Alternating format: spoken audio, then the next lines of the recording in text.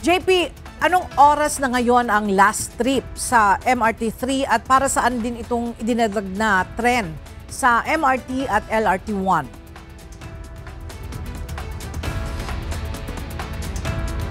Doon sa magkabilang dulo ng istasyon ng MRT3 na huling bumabiyahing tren sa North Avenue Station sa Quezon City, magiging 10:25 PM na yung last trip simula mamayang gabi. Habang sa Taft Avenue Station naman sa Pasay City ay magiging 11:04 PM na yung last trip.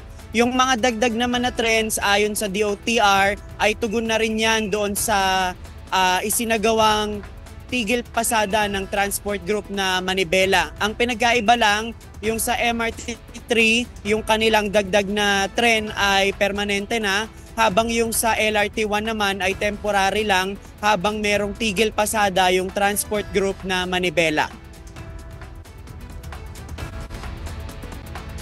Inanunsyo ni Department of Transportation Secretary Vince Dizon na simula mamayang gabi ay ipatutupad na ang extension sa operasyon ng MRT3. Officially extended na po ang hours ng MRT3 today. Starting today plus 1 hour tayo sa gabi. Nagdagdag na rin ng additional train ang ating MRT3 today, no?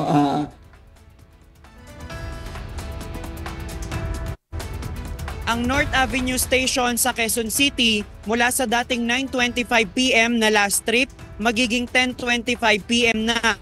Habang yung Taft Avenue Station naman, Pasay, kung dati 10:04 PM, magiging 11:04 PM na ang last trip simula mamayang gabi. Gayunman, ayon kay Secretary Dizon, maaaring magkaroon ng adjustment sa oras ng operasyon ng MRT3 pagsapit naman ng weekend. Ang oras anya para sa extension sa gabi ay babawiin tuwing weekend.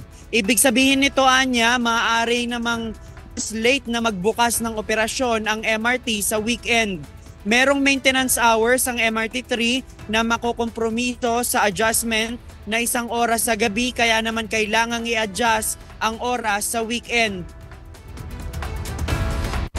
So yung mawawalang oras dahil dun sa 1 oras na dagdag pag weekday, babawiin natin sa maintenance sa weekend. So yun ang naging parang out of the box solution natin. No? Samantala, simula din anya kanina, meron ng isang tren na dagdag na bibiyahe sa MRT3. Kaya nitong makapagsakay ng nasa 1,300 na mga pasahero, kaya inaasahang luluwag na sa MRT3 tuwing rush hour. Bukod sa MRT, meron din anyang dagdag na isang tren ang bibiyahe sa LRT1 tuwing rush hour. Ella, naipaliwanag din kanina ni Secretary Dizon na yung adjustment na 1 oras sa gabi sa operating hours ng MRT3 ay isasagawa lang tuwing weekdays. Kapag ka weekend, walang adjustment sa gabi.